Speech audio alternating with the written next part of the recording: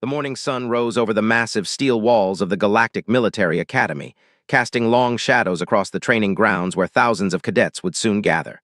This was not just any school. This was the most elite fighting institution in all of human space, a place where only the strongest, the smartest, and the most connected families sent their children. For 300 years, the Academy had produced the greatest warriors humanity had ever known. Admirals, generals, heroes of 1,000 battles, they all walked these halls before earning their glory among the stars. Director Marcus Vale stood at his window on the highest floor of the administration tower, watching the transport ships descend from orbit. Each ship carried the newest class of recruits, young men and women from the wealthiest colonies, children of politicians and war heroes, genetically enhanced soldiers bred for combat. These were the future defenders of human civilization, and Marcus took great pride in shaping them into weapons. His assistant, a nervous young man named Thomas, burst through the door without knocking. This was unusual enough that Marcus turned from the window with a frown on his weathered face. "Sir, we have a problem with the admissions," Thomas said, his tablet shaking in his hands. "What kind of problem?" "There's been a mistake, a serious one. Someone was accepted who should not have been." Marcus walked to his desk and sat down heavily. Mistakes happened, of course. With thousands of applications every year, errors were inevitable, but they were usually caught before the cadets arrived. "Show me," he commanded. Thomas placed the tablet on the desk. On the screen was a file photo of a young woman with dark hair and tired eyes. She looked thin, almost fragile, nothing like the muscular, enhanced soldiers that filled the Academy's halls. Her name was Elena Chen, and according to her file, she came from the mining colony of Kepler-7, one of the poorest settlements in human space. "She applied for the maintenance scholarship," Thomas explained quickly. "It's a program for skilled workers to maintain the Academy's equipment, but somehow her application was processed as a combat cadet application instead. The computer accepted her based on her written scores alone." Marcus looked at the test results and raised an eyebrow. The written examination scores were perfect. Not just good, but absolutely perfect. No one had ever achieved a perfect score on the Academy's entrance exam. "This must be an error as well," Marcus said. "We checked 3 times, sir. She took the exam at a testing center on Kepler-7. The proctors confirmed it was legitimate. She scored perfectly without any preparation materials." "And her physical scores?" Thomas hesitated. "She never took the physical examination, sir. The maintenance program doesn't require one, but the computer glitch registered her written scores and automatically accepted her into the combat program." Marcus leaned back in his chair. This was a disaster waiting to happen. The Academy was brutal by design. The training killed an average of 15 cadets every year, and those were the strong ones, the enhanced ones. A small girl from a mining colony would not survive her first week. "When does she arrive?" "She's already here, sir. She arrived on the civilian transport this morning. She doesn't know about the mistake yet." Marcus considered his options. The proper thing to do would be to explain the error, apologize, and send her home with a full scholarship to the maintenance program she originally applied for. It would be embarrassing but manageable. But something in the file caught his attention. He scrolled through her background check and found nothing remarkable. Her parents were dead, killed in a mining accident when she was 12. She had worked in the mines herself since then, supporting her younger brother until he died of radiation sickness 2 years ago. She had no family, no connections, no genetic enhancements of any kind. Yet she had scored perfectly on an exam designed to be impossible. "Leave her in the combat program?" Marcus said finally. Thomas looked horrified. "Sir, she'll die. The first week alone involves combat trials that would break her." "Then she breaks, but I want to see what happens first. There's something unusual about this girl. I want to know what it is." Thomas opened his mouth to protest, but the look on Marcus's face silenced him. He nodded reluctantly and left the office. Marcus turned back to the window. Below, he could see the new cadets gathering for orientation. Somewhere among them was a small girl who had no idea what she had walked into. Either she would prove his instincts right, or she would become another tragic statistic. Either way, it would be interesting to watch. Elena Chen stood at the edge of the orientation courtyard, clutching her single bag of belongings and wondering if she had made a terrible mistake. Around her, hundreds of other new cadets milled about, talking loudly and comparing their genetic modification brands. They were all tall, muscular, and confident in ways that Elena had never been. She was 5 feet 4 inches, which made her the shortest person she could see. She weighed barely 110 pounds. Her muscles came from years of manual labor in the mines, not from scientific enhancement. She looked at her thin arms and wondered what the maintenance supervisor would think when she reported for her first shift. A loud horn sounded, and everyone turned toward a raised platform where a woman in a decorated uniform stood waiting for silence. "Welcome to the Galactic Military Academy," the woman announced, her voice carrying across the courtyard without any apparent amplification. "I am Commander Sarah Wung, and I will be your primary instructor for the next 4 years, if you survive that long." The crowd laughed nervously. Alina didn't laugh. She had learned long ago that authority figures rarely made jokes. "You have been selected from millions of applicants across human space. You represent the best of humanity's youth, but being selected means nothing. What matters is what you prove, and you will prove yourselves starting tomorrow morning at dawn." Commander Wung went on to explain the Academy's structure, its rules, and its expectations. Alina listened carefully, trying to understand why she was hearing about combat formations and weapons training. The maintenance program she applied for had mentioned basic equipment repair and engineering courses, nothing about fighting. Confusion gave way to cold fear as the commander continued speaking. "You will be divided into squads of 12. Your squad is your family now. You will train together, eat together, fight together, and possibly die together. Squad assignments have been posted on the boards behind you. Find your names and report to your assigned barracks. Dismissed." The crowd broke apart, and Alina was nearly trampled by cadets rushing toward the assignment boards. She waited until the crush thinned before approaching carefully. She found her name near the bottom of a list labeled Squad 17. Below her name were 11 others, all of them accompanied by family names she recognized from news broadcasts. These were the children of admirals and senators, corporate executives and war heroes, and somehow Alina Chen from nowhere was among them. "This has to be a mistake," she whispered to herself. "Is that your name?" Alina turned to find a young woman standing behind her. She was tall and blonde, with the kind of perfect features that only genetic modification could produce. Her uniform was already tailored perfectly to her athletic frame, and she looked at Alina with undisguised contempt. "Yes," Alina said carefully, "I'm Alina Chen." "I'm Victoria Stern. My father is Admiral Stern of the Third Fleet, and I'm trying to figure out why someone like you is on my squad list." Alina had no answer to that question. She was wondering the same thing. "There must be a mistake," Alina said. "I applied for the maintenance program." Victoria laughed, but there was no humor in it. "The maintenance program? You're joking. Please tell me you're joking." "I'm not. I'm an engineer. I fix things."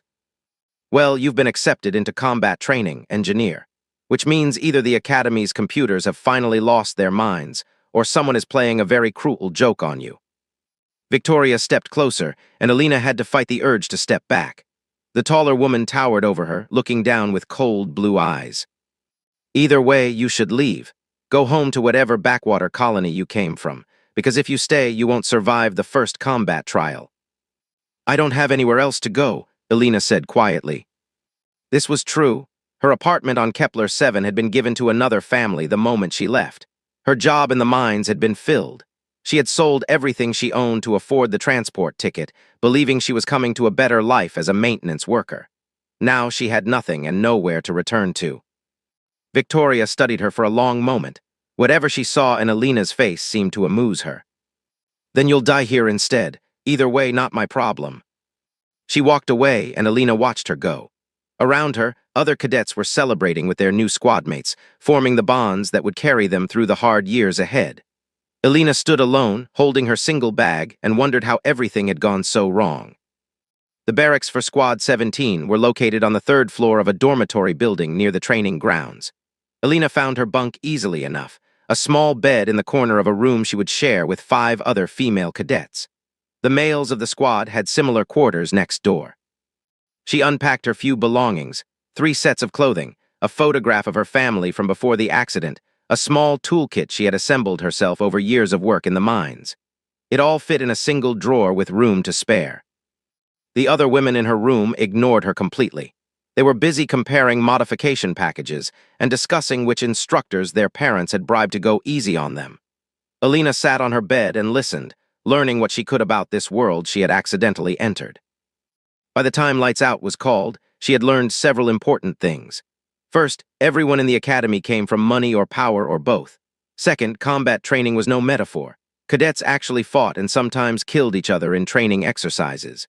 Third, the first week included something called the survival trial, in which squads were dropped into hostile wilderness and expected to make their way back to the academy with minimal supplies. Alina did not sleep well that night. Every time she closed her eyes, she saw Victoria's contemptuous smile and heard her prediction of death. But when morning came, Alina was awake before the alarm. She had survived worse than contempt in her life.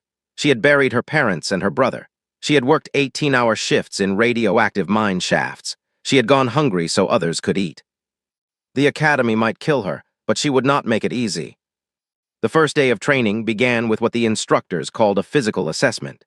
What this actually meant was 2 hours of exercise designed to push cadets to their absolute limits and beyond. Alina lined up with her squad in the main training yard. Commander Wang stood at the front with a tablet in her hands, watching the cadets with predatory intensity. "You will run 10 kilometers," she announced. "You will then complete the obstacle course. You will then perform strength tests until I am satisfied or until you collapse. Anyone who does not complete all 3 portions will be recycled." Alina didn't know what recycled meant, but the fear on some cadets' faces suggested it was nothing good. The run began, and Alina immediately fell behind. The enhanced cadets set a brutal pace, their modified muscles propelling them forward with mechanical efficiency. Alina had only her natural body, already tired from a sleepless night and years of malnutrition. By the second kilometer, she was dead last. Victoria ran past her with a mocking wave, barely breathing hard while Alina gasped for air. By the 5th kilometer, Alina was so far behind she could barely see the other cadets. Her lungs burned, her legs screamed for rest. Every step was agony. But she kept running. She had learned something in the mines that these privileged cadets would never understand. Pain was just information. It told you something was wrong, but it didn't mean you had to stop. In the mines, you worked through pain because the alternative was not eating. You pushed past exhaustion because ore quotas didn't care if you were tired. Alina reached the 10-kilometer mark nearly 15 minutes after the last enhanced cadet. Commander Wang watched her cross the line with an unreadable expression. "You're still here," the commander observed. "Yes, ma'am," Alina gasped. "The obstacle course is next." Alina nodded and walked toward the towering structure of walls, ropes, and pits that awaited her. She didn't run, she couldn't, but she walked and she didn't stop. The obstacle course was a nightmare made physical. 20 different challenges ranging from wall climbs to rope bridges to crawling through mud under electrified wire. The enhanced cadets completed it in under 20 minutes. Alina took an hour and 40 minutes. By the time she finished, she was covered in mud and blood from a dozen small cuts. Her hands were raw from rope burns. One of her ankles had twisted on a landing and throbbed with every step. But she finished. The strength tests were last, and here Alina expected to fail completely. The first test required cadets to lift weighted bars over their heads. The enhanced cadets lifted 400 pounds or more. Alina managed 50. The second test was pull-ups. Most cadets completed 20 or 30. Alina did 3 before her arms gave out. The third test was something called the combat simulation, which involved fighting a training robot hand-to-hand. This was where cadets showed their fighting skills and tactical thinking. Alina had never trained to fight. She had never taken a martial arts class or learned proper combat techniques. But she had fought before, in the dark tunnels of Kepler-7, against thieves and claim jumpers who wanted what little she had. The robot attacked, and Alina responded on instinct. She ducked under its first swing, rolled to the side, and came up looking for a weapon. There was a training staff nearby, and she grabbed it without thinking. The robot charged again. Alina stepped aside at the last moment and swung the staff at its leg joint. The blow connected with a crack, and the robot stumbled. She hit it again, aiming for the same spot, and again, and again. The robot's leg buckled. Alina jumped on its back and jammed the staff into the gap between its head and neck. She twisted with all her remaining strength. The robot's head came off. Alina fell to the ground beside the deactivated machine, breathing hard. She looked up to find Commander Wang standing over her, the tablet forgotten in her hands. "Where did you learn to fight like that?" the commander asked. Alina thought about lying but decided against it. She was too tired for deception. I didn't learn anywhere, I just survived. Commander Wang stared at her for a long moment. Something shifted in the older woman's eyes, something that might have been respect or might have been pity. Get to the medical bay, have them look at that ankle. Training continues tomorrow at dawn. Elena nodded and limped away.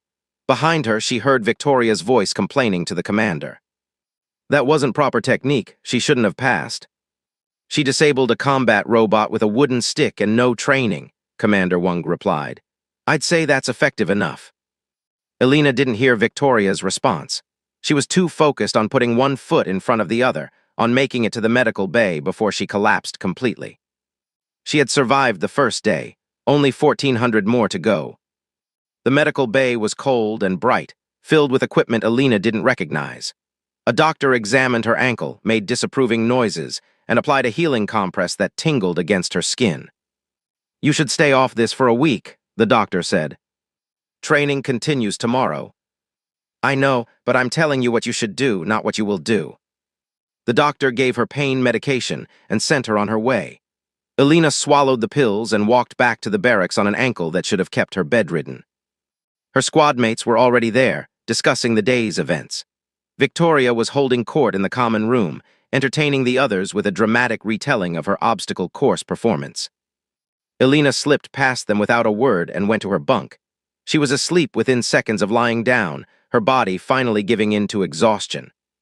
She dreamed of the mines, of the darkness and the dust, of her brother's face before the sickness took him.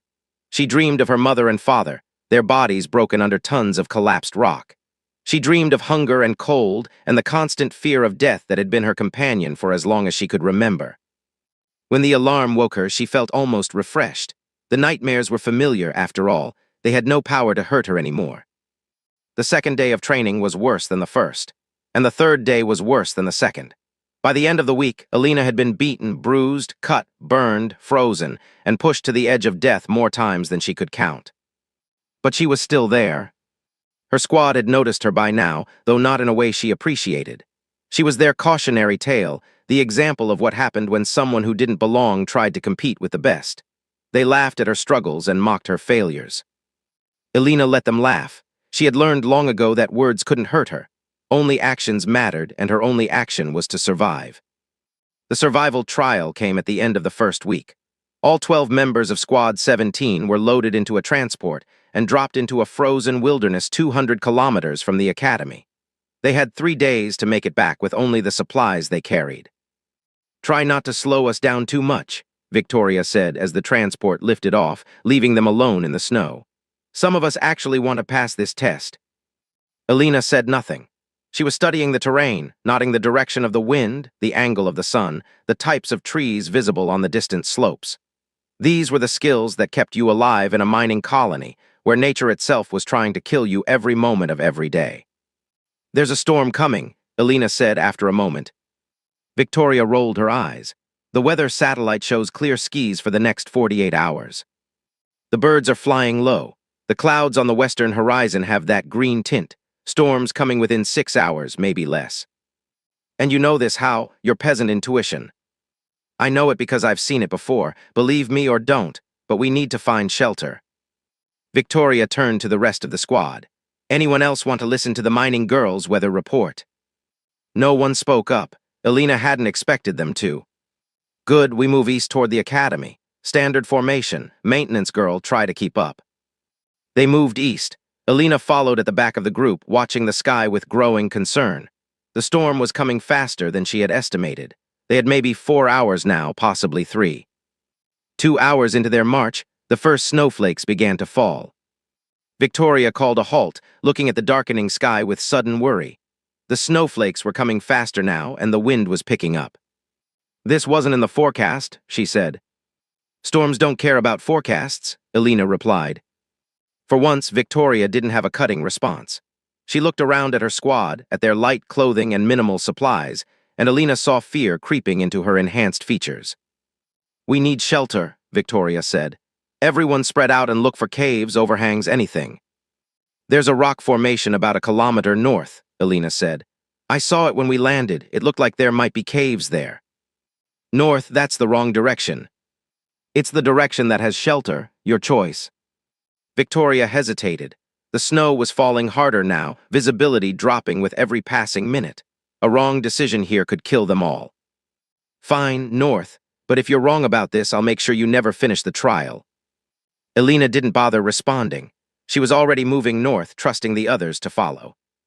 The rock formation was exactly where she remembered, a jumbled pile of boulders that looked like giants had thrown them there in a tantrum. Elena searched the base until she found what she was looking for, a gap between two massive stones that led into a sheltered space beyond. "In here," she called, quickly. The squad squeezed through the gap one by one. The space beyond was tight but dry, sheltered from the wind that was now howling outside. They huddled together for warmth, enhanced soldiers and one unmodified girl, waiting for the storm to pass. "How did you know?" Victoria asked after a long silence. Elena considered the question. She could be petty, throw Victoria's earlier mockery back in her face. But what would be the point? In the mines, weather kills you faster than anything else. Radiation storms, pressure changes, temperature drops. If you don't learn to read the signs, you don't live long. You lived on a mining colony your whole life. Since I was born, my parents were miners, their parents were miners. It's all anyone does on Kepler 7. Victoria was quiet for a moment. When she spoke again, her voice was softer than before. "Why did you apply to the academy?" "I didn't, not for combat training anyway. I applied for the maintenance program. Something got mixed up in the computer, and here I am." "You could have left, could have explained the mistake." "I have nowhere else to go." The storm raged outside for 18 hours. When it finally passed, the squad emerged to find 3 feet of fresh snow and temperatures that would kill an unprotected human in minutes. "We'll never make it back in time," one of the cadets said. "The snow is too deep, we don't have the right gear." Elena looked at the snow, at the sun rising in the east, at the distant peaks that marked the direction of the academy. "The snow isn't our enemy," she said. "It's a tool." She started gathering materials, branches, bark, vines from the trees at the edge of the rock formation. The others watched in confusion as she worked. "What are you doing?" Victoria asked. "Building snowshoes. Watch and learn, then help." She showed them how to weave the branches together, how to bind them with vines, how to attach them to their boots. It was crude work, nothing like the proper equipment they should have had. But it was enough. They made it back to the academy with 6 hours to spare. Squad 17 was the only group to return before the deadline.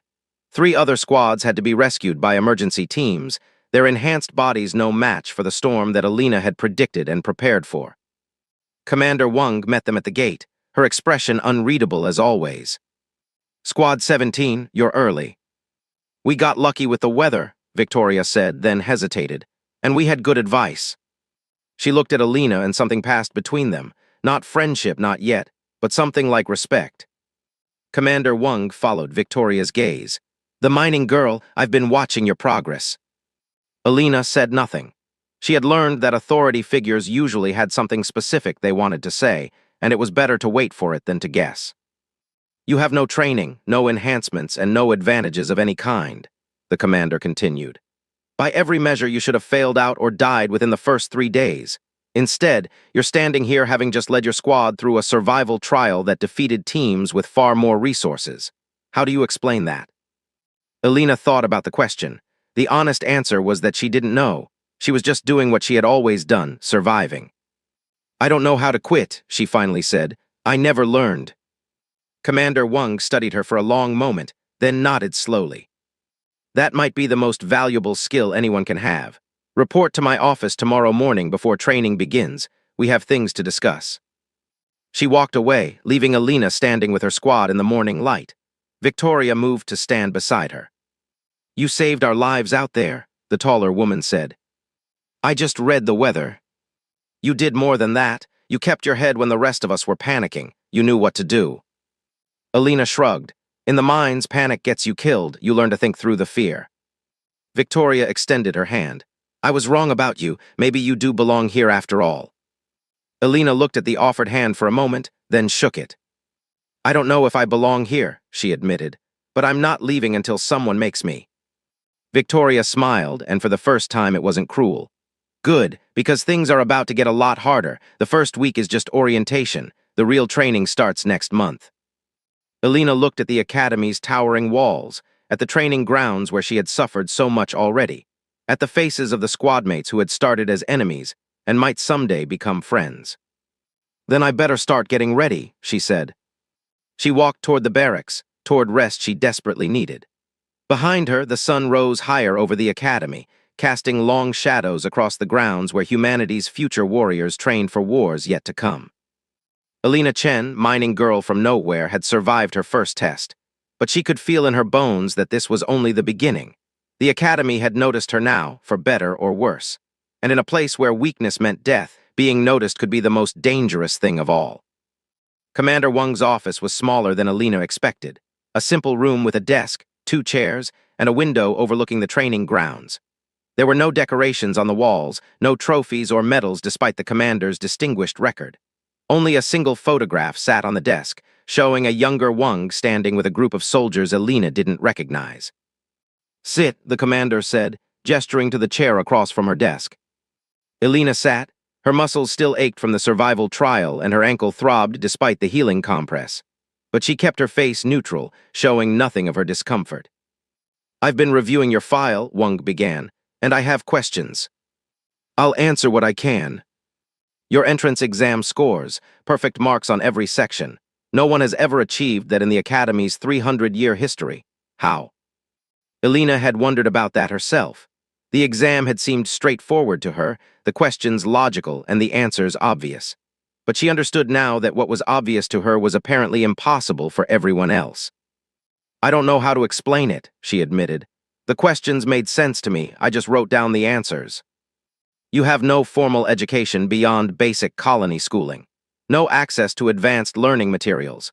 No tutors or preparation courses. Yet you outperformed candidates who spent years preparing for this exam. Maybe the questions were different from what they prepared for." Wang leaned forward slightly. "What do you mean?" Alina thought about how to explain something she had never put into words before. In the mines, nothing works the way it's supposed to. Equipment breaks in unexpected ways. Problems come from directions no one anticipated. You can't prepare for specific situations because every situation is different. You have to learn to think, not memorize. "And you think the other candidates memorized?" "I think they learned how to pass tests. I learned how to solve problems. Maybe that's not the same thing." Wang was silent for a long moment, studying Alina with an intensity that made her uncomfortable. Finally, the commander nodded slowly. "I'm assigning you additional training, private sessions with me starting tonight." Alina's heart sank. Additional training meant additional pain, additional exhaustion, additional opportunities to fail. "May I ask why?" "Because you have something raw that most cadets lack. Talent can be taught. Technique can be drilled. But whatever it is that let you survive your childhood and pass that exam, that's something different. I want to see how far it goes." Alina nodded, accepting the assignment. She had no choice, really. But something about Wang's expression suggested this might not be entirely punishment. "One more thing," Wang added as Alina rose to leave. "Director Vale has been watching your progress. He was the one who decided to let you stay in the combat program despite the mistake.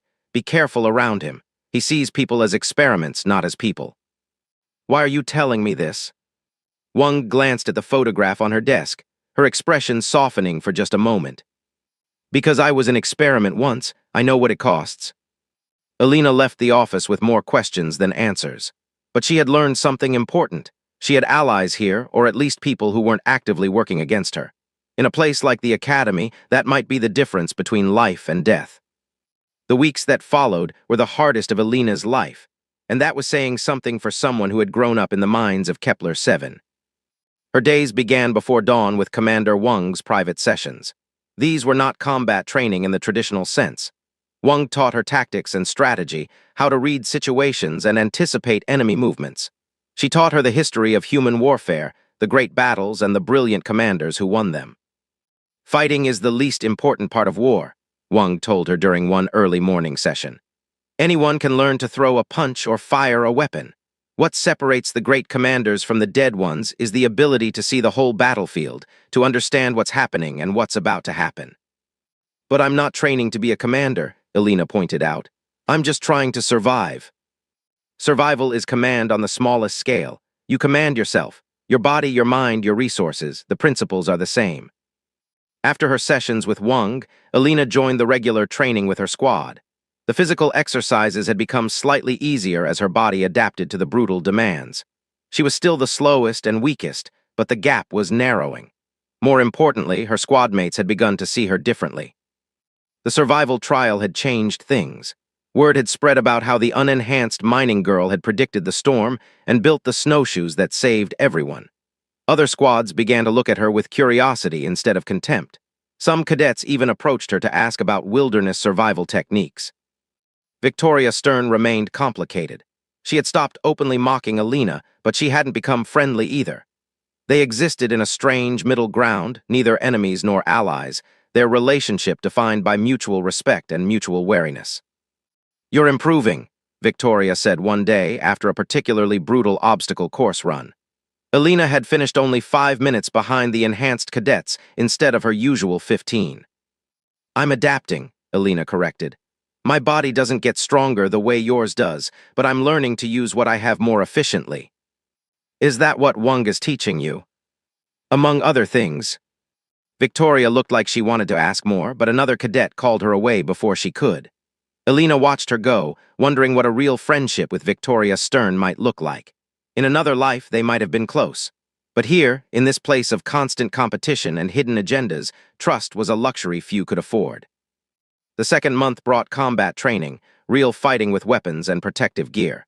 This was where the enhanced cadets truly excelled, their modified bodies moving with superhuman speed and precision. Alina watched them train and knew she could never match their raw physical ability.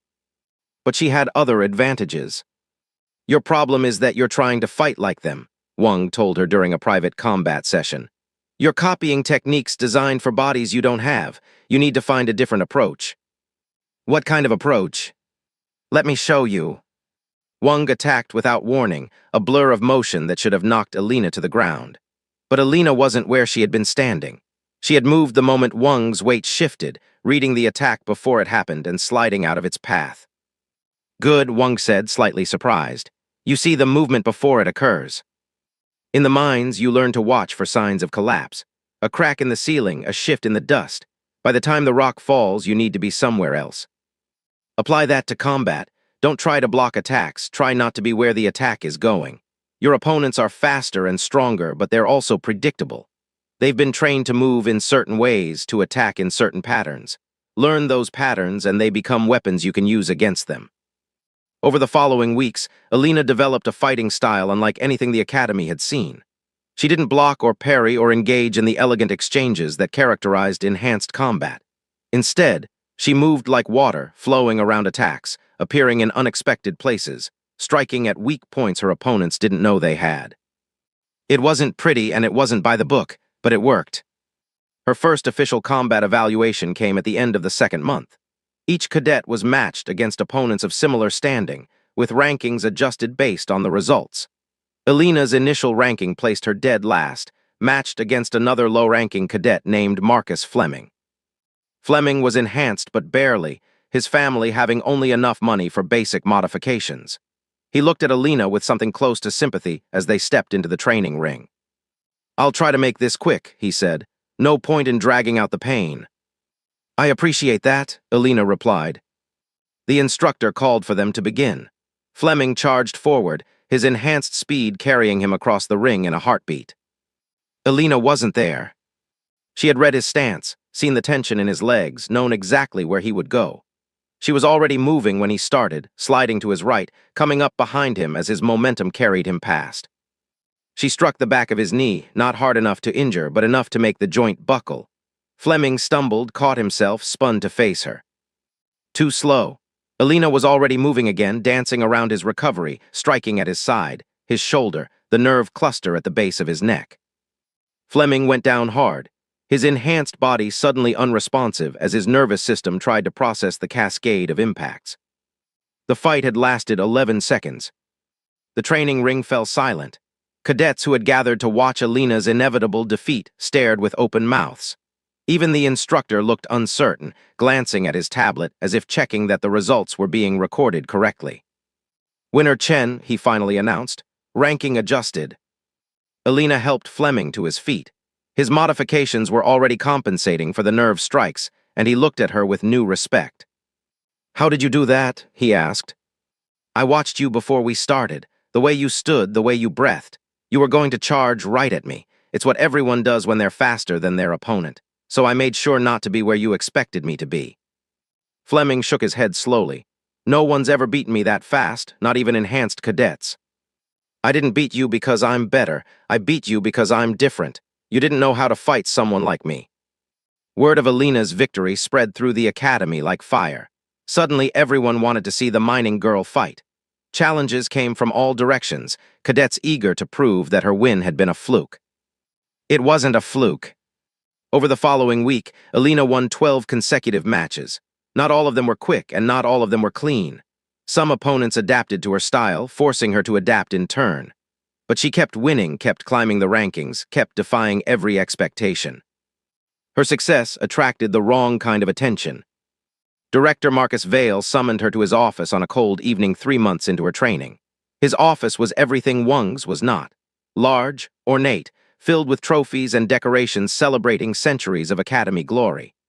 Vale himself sat behind a massive desk, his weathered face showing nothing as Alina entered.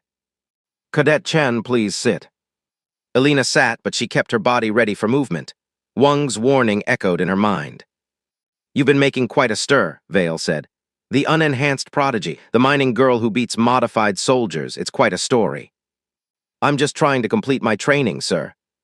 "Don't be modest. What you're doing is remarkable. Impossible, some would say. I've had scientists ask to study you to understand how you do what you do." Alina said nothing. She had learned that silence was often the safest response to power. "I told them no, of course, for now, but I have to admit I'm curious myself. Your exam scores suggested you might be special. Your combat performance confirms it. The question is, what makes you special?" "I don't think I'm special, sir. I just don't know how to quit." "Ah, yes, that's what you told Commander Wang. But I think there's more to it than stubbornness. You see things others don't. You react to threats before they materialize. You learn at a rate that should be impossible without enhancement." He leaned forward, his eyes sharp with interest. "I have a theory. Would you like to hear it?" "Yes, sir." The mining colonies have always been humanity's dumping ground. The poor, the desperate, the unwanted. We send them to dig ore in conditions that would kill anyone else. And do you know what happens to populations under that kind of pressure? Alina didn't answer, but she knew. She had lived it. "They evolve," Vale continued. "Natural selection working at an accelerated pace. The weak die, the strong survive, and each generation is harder than the last. 300 years of that, and you might produce something extraordinary. Something that can compete with our most advanced modifications through pure biological adaptation." "You think I'm evolved?" "I think you might be a glimpse of what natural humans could become if we let them, which raises some interesting questions about the future of enhancement technology." Vale stood and walked to the window, looking out at the academy grounds below. The companies that produce genetic modifications have invested trillions of credits in their technology. They have very strong interests in making sure that technology remains necessary. If word got out that an unenhanced human could match or exceed their products, it would be very bad for business. Alina's blood went cold. "Are you threatening me, sir?" "Not at all. I'm warning you. I want to see how far you can go, which means keeping you alive. But others might have different priorities. Be careful who you trust, and be even more careful what you let them see you do." He turned back to face her. "You're dismissed, and Cadet Chen continue to exceed expectations. I find it very entertaining." Alina left Vale's office with her heart pounding. She had known the academy was dangerous, but she hadn't understood the full scope of that danger until now. She wasn't just fighting for grades and rankings. She was fighting against people who might want her dead simply because of what she represented. She needed allies, real ones. She found Victoria in the common room, studying tactical displays for the next day's exercises. The taller woman looked up as Alina approached. "You look like someone walked over your grave," Victoria observed. "I need to talk to you privately." Something in Alina's voice must have conveyed the seriousness of the situation. Victoria stood without further questions and led her to an empty storage room nearby. "What's going on?" Alina told her everything. The meeting with Vale, his theory about evolution, his warning about corporate interests. Victoria's face grew increasingly grave as she listened. "I knew my father had connections to the modification companies," Victoria said when Alina finished. But I never thought about it in those terms. You're saying they might actually try to hurt you. I don't know what they'll try, but I can't fight them alone. Victoria was quiet for a long moment.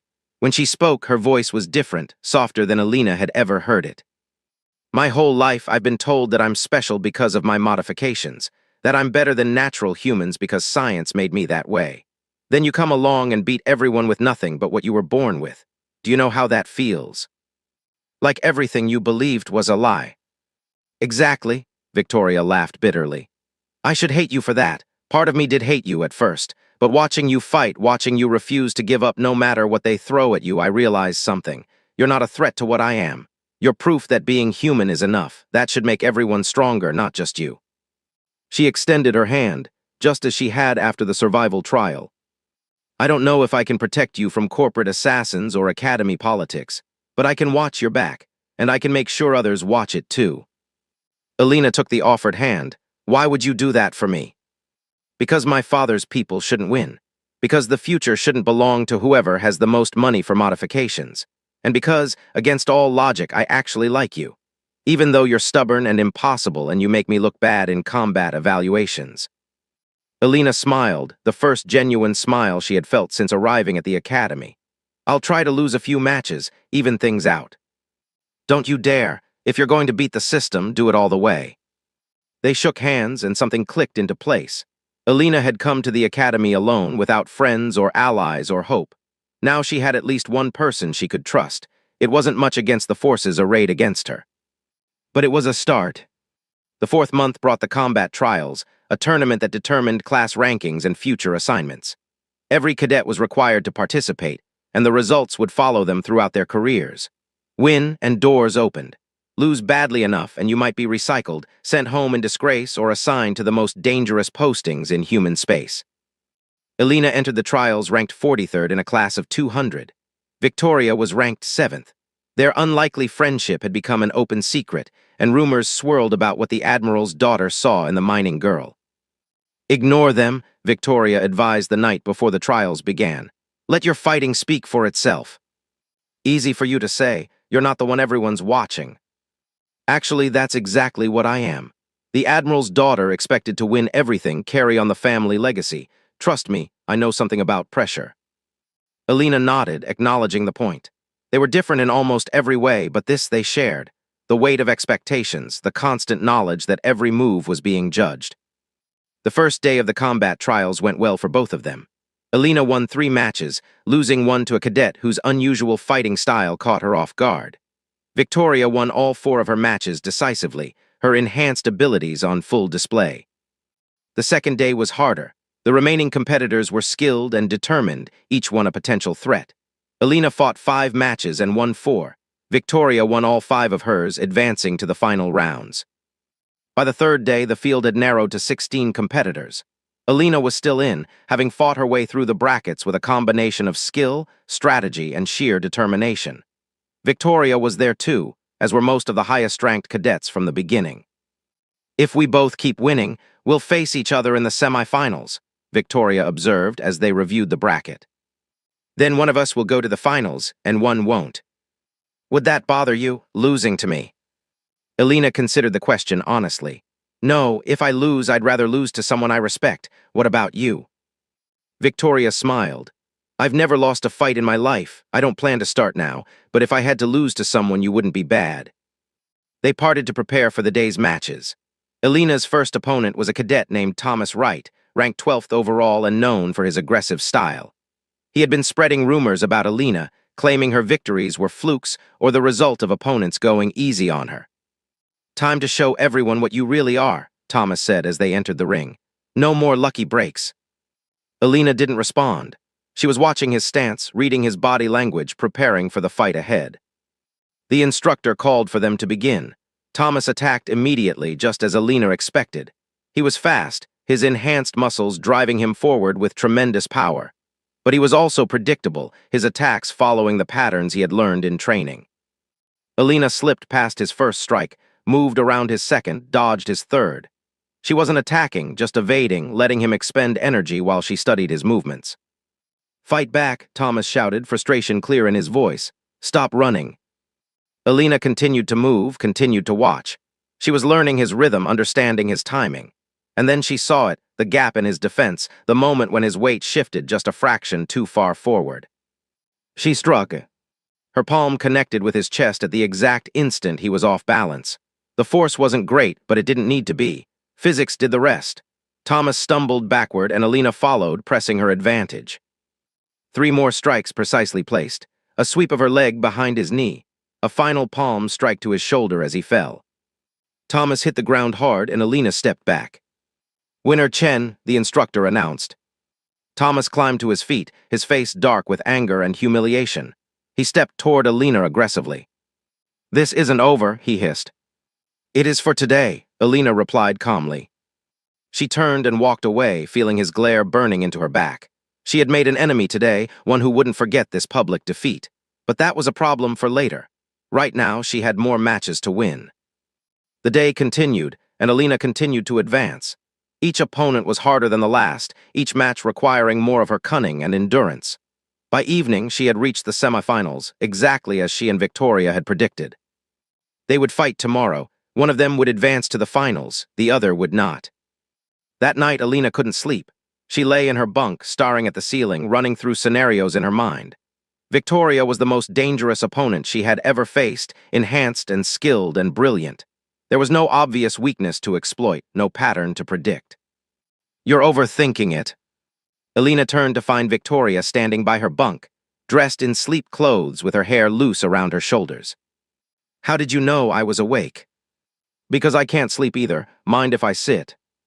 Alina made room, and Victoria sat on the edge of the bunk. "I've been trying to figure out how to beat you tomorrow," Victoria admitted. "Running through everything I know about your style, looking for openings. You know what I found?" "Nothing." "Worse than nothing. I found that you don't have a style, not really. You adapt to every opponent, change your approach based on what they do. Fighting you is like fighting water. Every time I think I have you figured out, you become something else." "So what are you going to do?" Victoria smiled. "Win anyway, because I'm Victoria Stern and losing isn't an option. But I wanted you to know whatever happens tomorrow, I'm glad we became friends. I'm glad you came to this academy, mistake or not." "I'm glad too," Alina said. "And Victoria, whatever happens tomorrow, fight your best. Don't hold back because of our friendship. I won't respect a victory that wasn't earned." "I never hold back. It's not in my genetic modifications." They sat together in comfortable silence for a while, 2 young women on the edge of something neither fully understood. Then Victoria stood to return to her own bunk. "Get some sleep," she said. "Tomorrow's going to be the hardest day of your life." "I've had a lot of hard days. I'll survive this one too." Victoria laughed softly. "That's what I'm afraid of." She left and Alina finally closed her eyes. Tomorrow would bring what it brought. All she could do was be ready for it. The semi-final match between Alina Chen and Victoria Stern drew the largest crowd of the entire combat trials. Cadets who had already been eliminated packed the stands, joined by instructors and even some administrators. Director Vale watched from a private box, his face unreadable. Alina entered the ring from one side, Victoria from the other. They met in the center and faced each other. "No matter what happens," Victoria said quietly, "we stay friends after this." "Agreed." They stepped back to their starting positions. The instructor raised his hand. "This is a semi-final match of the combat trials. Standard rules apply. Fight continues until one competitor yields, is rendered unable to continue, or until judges determine a clear winner. Competitors, are you ready?" Alina nodded. Victoria nodded. "Begin." Victoria attacked immediately, her enhanced speed carrying her across the ring in a blur. Alina had expected this, had watched Victoria fight enough times to know her opening moves. She slipped left, avoiding the initial strike. But Victoria adapted. Her second attack came from an angle Alina didn't expect, forcing her to block instead of evade. The impact sent shockwaves through her arm. She can't keep doing that, Alina thought. Her natural body couldn't absorb many hits like that. She changed tactics, moving constantly, never staying in one place long enough for Victoria to line up a power strike. The fight became a dance, Victoria pursuing, Alina evading, both of them looking for openings. Minutes passed. The crowd grew restless, then fell into hushed attention as they realized what they were witnessing. This wasn't a simple brawl. This was a chess match fought with fists and feet, each combatant thinking several moves ahead. Victoria feinted left and struck right. Alina read the feint but not the follow-up, taking a glancing blow to her ribs.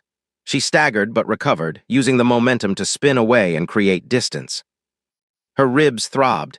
That would slow her down, make her breathing painful. She needed to end this soon before Victoria wore her down completely. Alina stopped moving. Victoria hesitated, surprised by the sudden change. For the entire fight, Alina had been in constant motion. Now she stood perfectly still, watching Victoria with calm eyes. "What are you doing?" Victoria asked. "Winning." Victoria attacked, putting everything into a strike that would end the fight if it connected. Alina watched her come, watched her enhanced muscles driving her forward, watched her fist accelerating toward her face. At the last possible instant, Alina moved. She didn't dodge to the side or duck below. She stepped forward into the attack inside Victoria's reach. Her hand caught Victoria's wrist, redirecting the strike past her head. Her other hand found the pressure point at Victoria's elbow. She pressed. Victoria's arm went limp, her enhanced muscles suddenly unresponsive. She tried to pull back, but Alina was already moving, flowing around her like water around a stone. Pressure points at the knee, the hip, the shoulder. Each one carefully chosen, perfectly struck. Victoria fell. She tried to rise, but her body wouldn't respond. The pressure point strikes had temporarily disabled her nervous system, just as Alina had done to Marcus Fleming months ago. But this time, it wasn't a quick demonstration. This time, every point had been chosen to compound the effect. Victoria lay on the ring floor, conscious but unable to move. "Do you yield?" Alina asked quietly. Victoria looked up at her with something like wonder. "How? I'm enhanced. Pressure points shouldn't work on me." "They work on anyone who has nerves. Enhancements make you stronger and faster, but the underlying biology is the same. I just had to find the right sequences. That's not in any training manual." "I know, I figured it out myself. Do you yield?" Victoria closed her eyes, accepting the reality of her defeat. "I yield." The crowd erupted. Alina helped Victoria to her feet as the paralysis faded, and the taller woman leaned on her for support. "That was amazing," Victoria said. "I had no idea that was even possible." "Neither did I until I tried it. I wasn't sure it would work." "You took that risk in a semi-final match." "I trusted my instincts. They haven't failed me yet." The instructor was announcing Alina's victory, but she barely heard him. All she could see was Victoria's smile, genuine despite the loss, and the respect in her friend's eyes. "Go win the finals," Victoria said. "Show them all what an unenhanced human can do." Alina nodded and turned to face the crowd. Somewhere in the stands, she knew, people were already planning how to use her victory. Others were planning how to stop her. The games within games of the Academy continued, with her at their center. But right now, none of that mattered. Right now, she had one more fight to win. The finals would take place the following day, giving both finalists time to recover. Alina's opponent was a cadet named James Cole, ranked first in their class since the beginning of training. His family had invested heavily in the most advanced genetic modifications available, making him stronger, faster, and more resilient than any other cadet in the Academy. He had watched Alina's match with Victoria from the stands. He had seen what she could do. "You've been impressive," James said when they met that evening. "But don't think your tricks will work on me. I've studied your style, I know what to expect." "Then it should be an interesting fight." James smiled coldly. "It will be short. My family has generations of Academy graduates. We don't lose finals matches. There's a first time for everything." "Not for this." He walked away, confident and arrogant. Alina watched him go and felt a cold determination settle into her bones. She had come too far to lose now. Whatever it took, whatever she had to sacrifice, she would win that match. She just had to figure out how. That night, she visited Commander Wang in her office. The older woman was waiting for her, as if she had known Alina would come. "You're in the finals," Wang said. "Congratulations." "Thank you, I need your help." "With what?" "James Cole, he's better than anyone I've fought. Stronger, faster, more heavily modified. My usual tactics won't work on him." Wang nodded slowly. "You're right, they won't. Cole has been trained to counter unconventional fighters. His modifications include enhanced neural processing, which makes him very difficult to surprise. He's essentially what the modification companies designed to fight people like you." Then how do I beat him? You probably don't. On raw ability alone, he outclasses you in every measurable way. Elena felt her heart sink, so I should just give up. I didn't say that. Wang stood and walked to her window. I said on raw ability alone, he outclasses you, but fighting isn't just about ability, it's about will, about how much you're willing to sacrifice to win. I'll sacrifice anything. Be careful what you promise. Tomorrow you might have to prove it. Wang turned to face her, and Elena saw something in the older woman's eyes that she had never seen before. Vulnerability, perhaps, or memory. I was like you once, unenhanced, underestimated, determined to prove everyone wrong. I made it to the finals too, against an opponent I had no business beating. What happened? I won, but it cost me more than I expected. Some prices once paid can't be unpaid. What do you mean? Wang was quiet for a long moment. There are techniques I can teach you, dangerous ones. They'll give you an edge against Cole, but using them will damage your body in ways that might never fully heal. Enhanced bodies can recover from almost anything. Yours can't. Elena understood what Wang was offering. A way to win at the cost of her own future. A sacrifice that might cripple her forever. Teach me, she said. Wang studied her face, looking for doubt or hesitation. She found none. Then let's begin. They trained through the night, Wang showing Elena techniques that pushed the human body beyond its normal limits. How to tap into reserves of strength that the body usually protected. How to ignore pain signals that were designed to prevent injury. How to sacrifice long-term health for short-term performance. By dawn, Elena understood what she had to do, and she understood what it might cost her. She walked into the finals arena with her head held high. The crowd was even larger than yesterday, every seat filled, with thousands more watching on screens throughout the academy. This was the moment everyone had been waiting for, the modified champion against the natural prodigy. James Cole entered from the opposite side, his enhanced body gleaming with health and power. He looked at Elena with the casual confidence of someone who had never lost anything important. They met in the center of the ring. Last chance to yield, James said. Save yourself the humiliation. Elena smiled. I don't know that word. The instructor raised his hand. The crowd fell silent. Finals match of the combat trials. Standard rules apply. Competitors, are you ready? Elena nodded. James nodded. Begin. James Cole moved with inhuman precision, his enhanced body flowing through combat stances like water through a channel.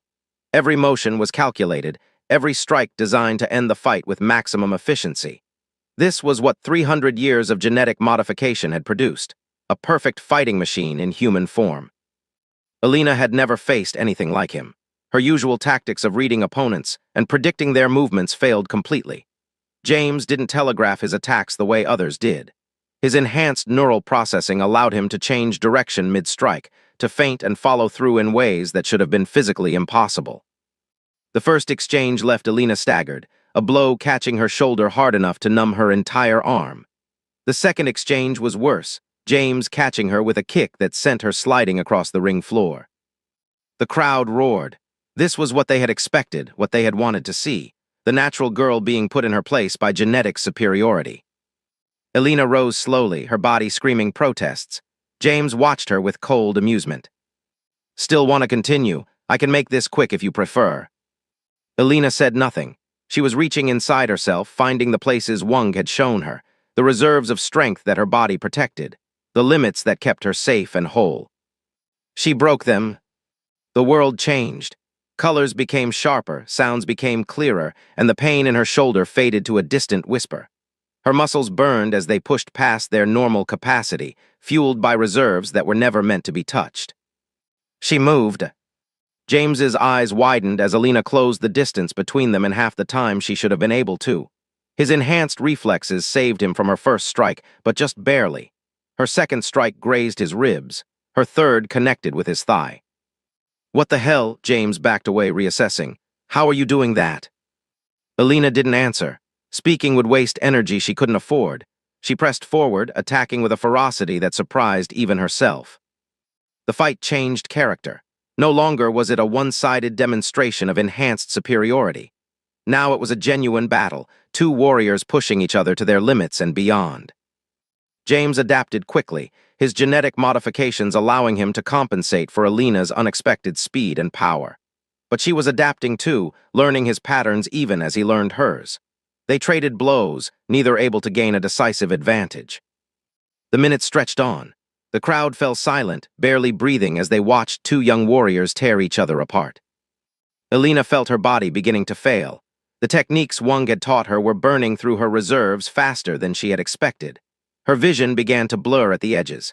Her muscles trembled with exhaustion. She needed to end this soon, or her body would end it for her. James saw her flagging and pressed the attack. He was tired too, she could see it in his movements, but his modifications gave him reserves she couldn't match. She blocked his first strike, dodged his second, but his third caught her in the ribs with bone-breaking force. Alina went down. The crowd held its breath. The instructor started the count. 1, 2, 3. Alina tried to rise. Her body refused. Everything hurt, a deep cellular pain that spoke of damage beyond simple bruises. 4, 5, 6. She thought of her parents, crushed under tons of rock. She thought of her brother, wasting away in a hospital bed. She thought of all the people who had told her she wasn't good enough, would never be good enough, should just accept her place at the bottom of humanity's hierarchy. 7, 8. She rose. The crowd gasped. James stared in disbelief. Even the instructor looked shocked. Alina stood on legs that shouldn't have been able to support her, bleeding from a dozen cuts, ribs cracked and possibly broken. But she stood. How, James demanded. How are you still standing? Alina smiled through bloodied lips. Because I have to. She reached inside herself one more time, past the reserves Wang had shown her, past the limits of human endurance. She found something deeper, something that had been forged in the minds of Kepler-7, tempered by loss and hardship and an absolute refusal to surrender. She found her will. Everything else faded away, the crowd, the arena, the pain in her body. All that remained was Alina and her opponent, two warriors at the end of their strength. She attacked. What happened next would be debated for years. The official recordings showed Alina moving faster than any unenhanced human should have been able to move. They showed her strikes landing with precision that defied her obvious injuries. They showed James Cole, the perfect genetic soldier, being driven back step by a girl from a mining colony who should have been broken on the floor. Alina didn't see any of it. She was operating on pure instinct, her conscious mind having surrendered to something older and deeper. Every movement flowed naturally into the next, a seamless dance of violence that her body seemed to know without being taught. She struck James in the solar plexus, doubling him over. She followed with an elbow to his jaw, snapping his head back. She swept his legs and he fell. Before he could rise, she was on him, her knee on his chest, her hand at his throat. "Yield," she said. James looked up at her with eyes full of shock and something that might have been respect. His enhanced body was already recovering, and given a few more seconds he could probably throw her off and continue the fight. But he had seen what she was willing to sacrifice to win. He had felt the absolute determination behind her attacks. And for the first time in his privileged life, James Cole understood what it meant to face someone who truly had nothing to lose. "I yield," he said. The arena erupted. Alina heard the noise as if from a great distance, a roaring wave of sound that washed over her without truly reaching her. She tried to stand and found she couldn't. Her body had finally given out. She collapsed beside her defeated opponent, consciousness fading as the crowd chanted her name. The last thing she saw before darkness took her was Victoria's face, tears streaming down her cheeks, screaming for medics. Then there was nothing. Alina woke in the medical bay, surrounded by machines monitoring her vital signs. She tried to move and immediately regretted it. Every muscle ached, every joint burned, and her ribs felt like broken glass grinding inside her chest. "Don't try to move," a voice said. She turned her head and found Commander Wang sitting beside her bed. The older woman looked tired, her usually composed face showing signs of strain. "How long was I out?" Alina asked. 3 days. The doctors weren't sure you would wake up at all. Your body took damage that should have been fatal for anyone without modifications."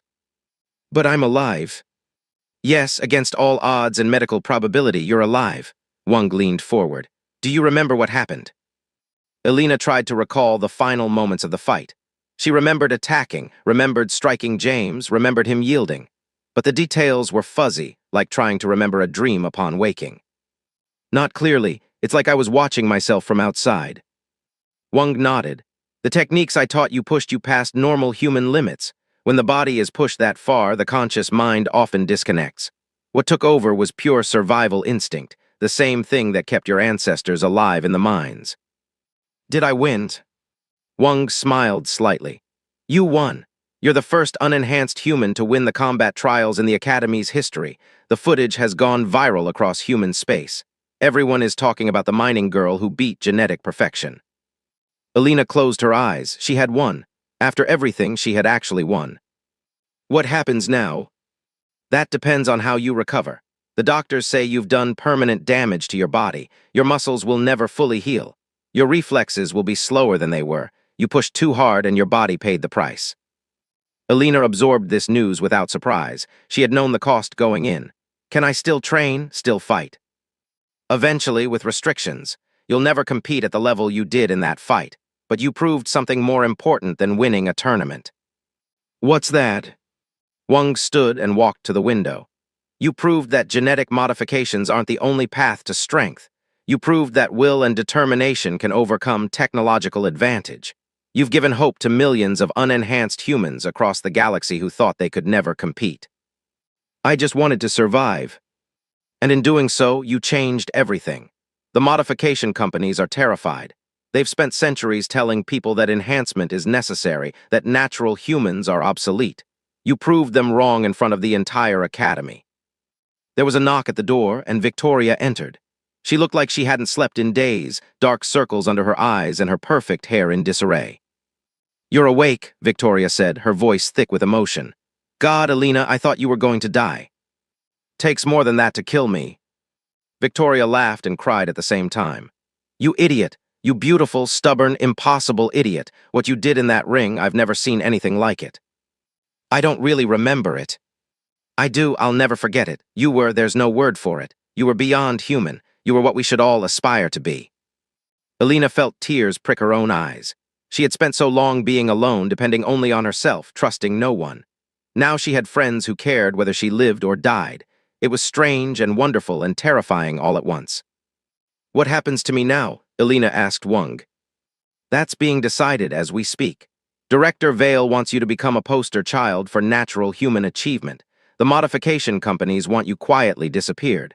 The military wants you as a special operative, a symbol to rally the unenhanced populations. What do I want? Wang and Victoria exchanged looks. What do you want? Wang asked. Alina thought about the question. She had never really been asked what she wanted before. Her whole life had been about survival, about getting through the next day, the next hour, the next minute. The idea of having choices was almost incomprehensible. I want to help people like me, she finally said.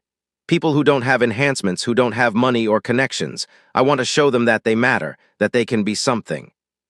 Wang nodded slowly. Then that's what you'll do, I'll make sure of it. How? By becoming what they're afraid of. A natural human who proves that their technology isn't necessary. A symbol that can't be ignored or bought or silenced. That sounds dangerous. It is. Are you willing to face that danger? Alina looked at Victoria, at Wang, at the machines keeping her alive.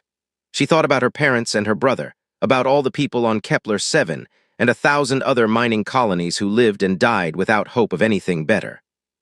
Yes, she said, I'm willing. The recovery took months. Alina pushed through physical therapy with the same determination that had carried her through the combat trials. Her body would never be what it was, but she learned to compensate, to find new ways to move and fight that worked with her limitations rather than against them. Director Vale came to see her once, in the early weeks of recovery.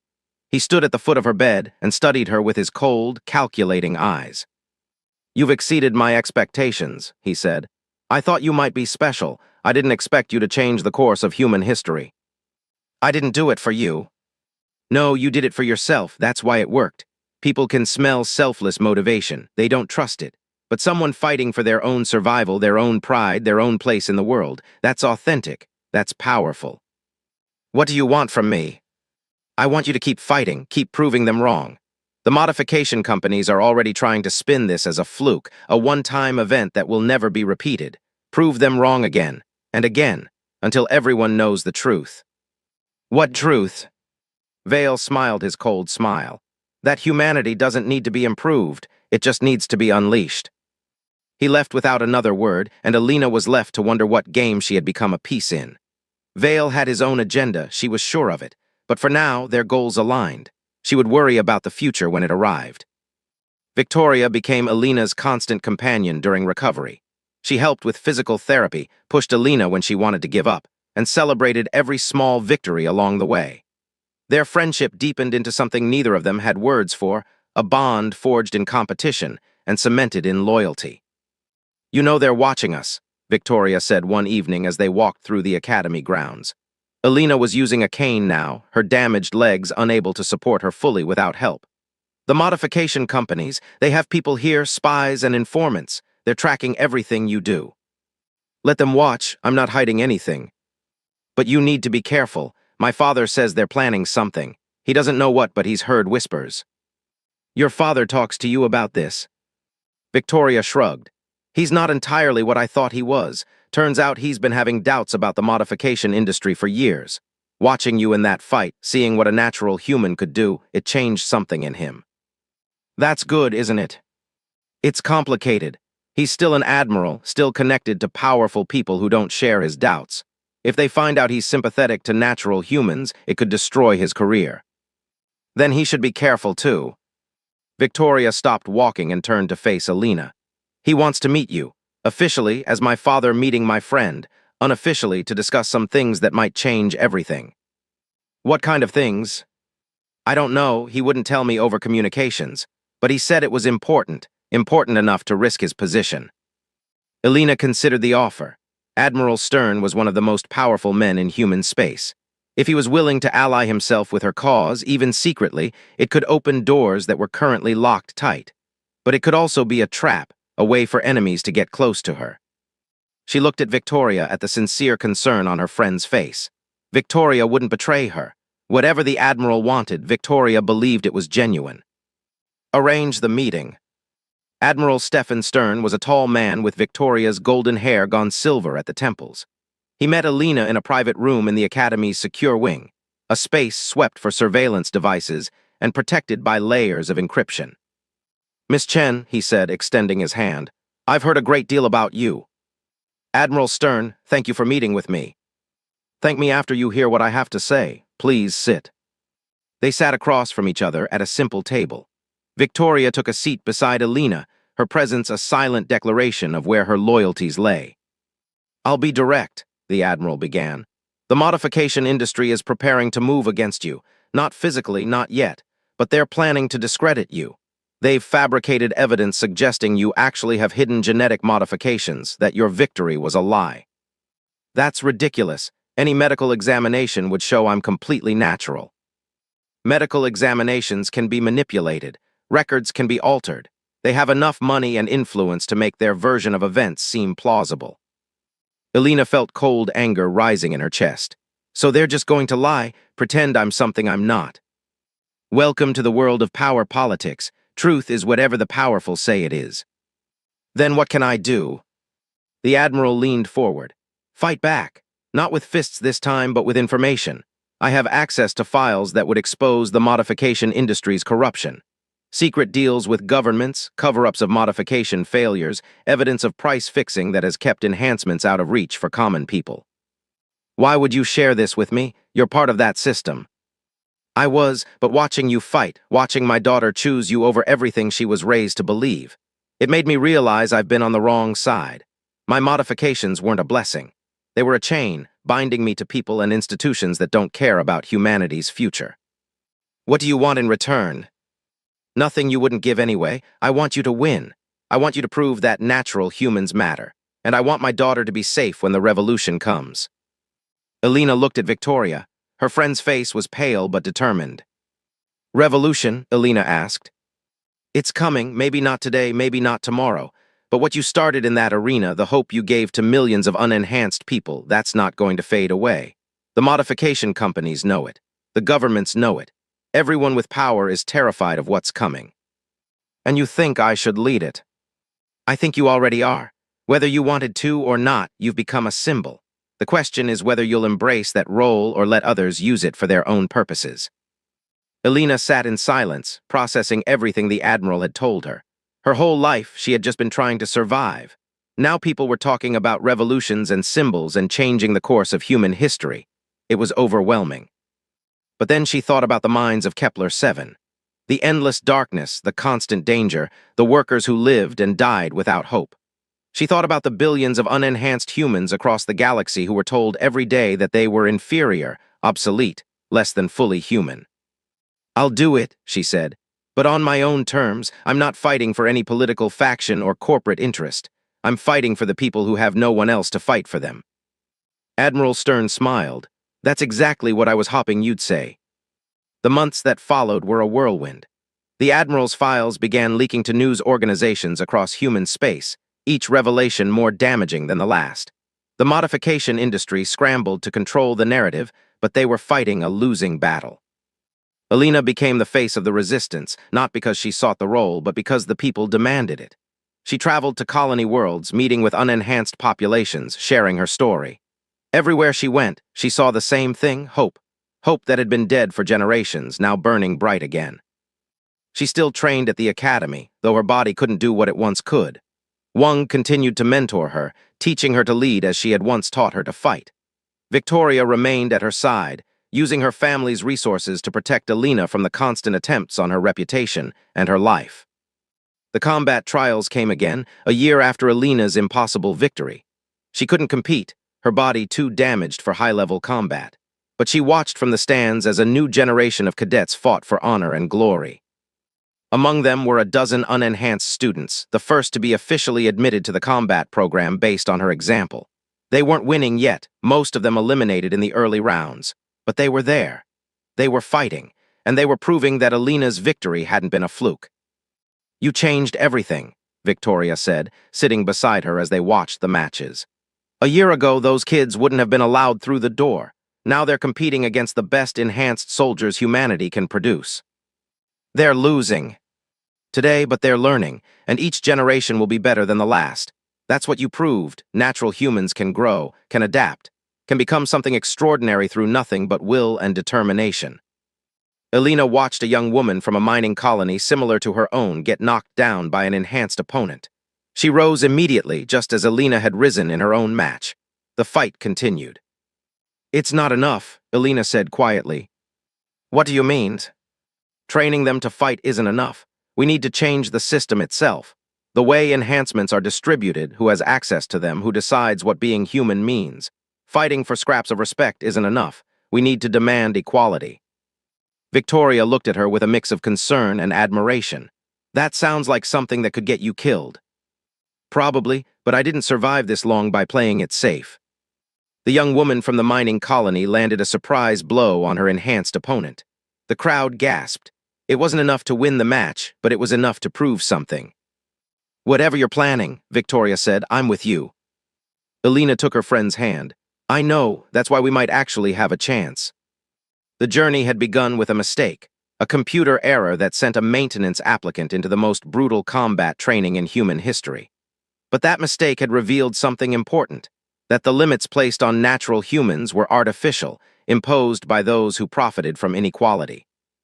Elena Chen, the mining girl from nowhere, had proven what humans could become when they refused to accept their assigned place in the universe. Now she would spend the rest of her life proving it again and again, until the entire galaxy understood. The Academy had tried to break her. It had failed. The modification industry had tried to erase her. It had failed. Whatever came next would try to stop her too. It would also fail, because Elena Chen had learned something in the darkness of the mines and the brutality of the training grounds. She had learned that the human spirit couldn't be measured or modified or contained. It was wild and fierce and absolutely unstoppable when given even the smallest reason to hope. She had been that reason for millions. Now she would become that reason for billions more. The unlikely star of the Academy was just getting started. Commander Wang found Elena on the observation deck that evening, watching the stars slowly wheel overhead. The older woman stood beside her in comfortable silence for a long moment. "The board has made a decision about your future," Wang finally said. "And they're offering you a position, special instructor for unenhanced cadets. You would train the next generation, pass on what you've learned." That's generous of them. They're afraid of what you might do if you leave. Better to keep you close where they can watch you. Elena smiled slightly. Smart, what do you think I should do? I think you should take the position. For now, build something here, train people who can carry on your work, but don't let them cage you. The moment they think they've contained you, that's when you make your move. What move? Wang turned to face her fully. You're not just a fighter, Elena. You're not just a symbol. You're a strategist, a leader, someone who sees what others miss. The Academy taught you to fight. I taught you to think. Now you need to learn to lead on a galactic scale. How? By doing exactly what you've been doing. Surviving, adapting, refusing to accept the limits others try to put on you. But now you do it for everyone, not just yourself. Elena looked back at the stars. Somewhere out there were billions of people like her, unenhanced, undervalued, waiting for someone to show them a different way. I'll take the position, she said, and I'll build something.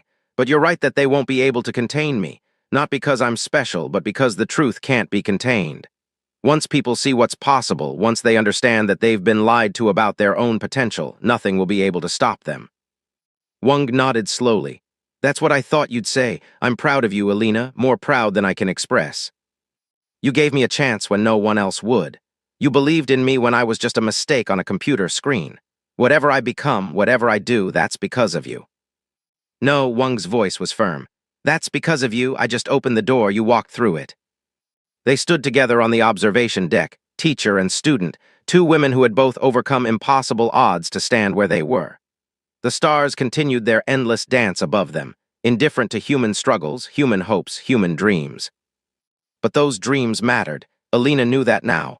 They were the only things that truly mattered. She had come to the Academy as a mistake. She would leave it eventually as something else entirely, a leader, a symbol, a hope. The unlikely star had risen, and her light would only grow brighter from here. Victoria found her an hour later, still on the observation deck. They didn't speak at first, just stood together watching the universe slowly turn. I heard about the teaching position, Victoria finally said. Word travels fast. My father told me. He says it's a smart move. Your father is good at strategy. He is, but he also wants me to tell you something. Something he couldn't say officially. Elena turned to look at her friend. What? He says the real war is coming. Not the small stuff, not the corporate games and political maneuvering. He says the unenhanced populations are reaching a breaking point. Decades of oppression, of being told they're less than human, it's building towards something. A revolution. Or a massacre. It could go either way. The modification companies won't give up their power without a fight. They have armies, resources, influence over governments. If the unenhanced rise up without leadership, without organization, they'll be crushed. But with leadership. Victoria smiled. With the right leadership, they might have a chance. My father thinks you're that leader, I think so too. I'm just a mining girl who got lucky. You're a mining girl who refused to die when everything said you should. You're proof that the human spirit can overcome any obstacle. That's not luck, Elena. That's something much more powerful. Elena looked up at the stars again. Somewhere out there on 1,000 worlds, people like her were suffering, struggling, hoping for something better. I don't know if I can save them all, she admitted. You don't have to save them all. You just have to show them how to save themselves. That's what you did in the combat trials. You didn't beat James Cole through superior strength. You beat him through will, through determination, through refusing to stay down no matter how many times you fell. And you think that's something I can teach? I think it's something you already are teaching. Every time someone hears your story, every time they watch that footage of you rising when you should have been broken, something changes inside them. They start to believe that maybe, just maybe, they can rise too. Elena took her friend's hand. They had come so far together, from rivals to allies to something deeper than either word could capture. Whatever comes next, Elena said, I'm glad you're with me. Always, that's what I promised, remember. Watch your back no matter what. They stood together on the observation deck, two young women on the edge of something neither could fully comprehend. The Academy loomed behind them, a monument to genetic perfection and engineered superiority. But within its walls, something new was growing. Something that couldn't be engineered or enhanced or bought. Hope. Elena Chen had been mistakenly accepted into the Galactic Military Academy. She had been expected to fail, to break, to become another statistic of natural human inadequacy. Instead, she had become something else entirely. A warrior, a leader, a symbol. An unstoppably strong woman who had proven, once and for all, that the human spirit needed no modification to achieve greatness. And she was just getting started. The stars continued their eternal dance above the academy. Somewhere out there, billions of unenhanced humans were waking up to a new possibility, a new hope, a new future. Alina would be there to meet them, to fight alongside them, to lead them if they needed leading or to step aside if they found their own way. Because that was what heroes did, not because they were special, but because someone had to do it. Someone had to be the first to rise when everyone else was down. Someone had to show that it was possible. Alina Chen, the unlikely star of the Galactic Military Academy, had done exactly that. And the galaxy would never be the same.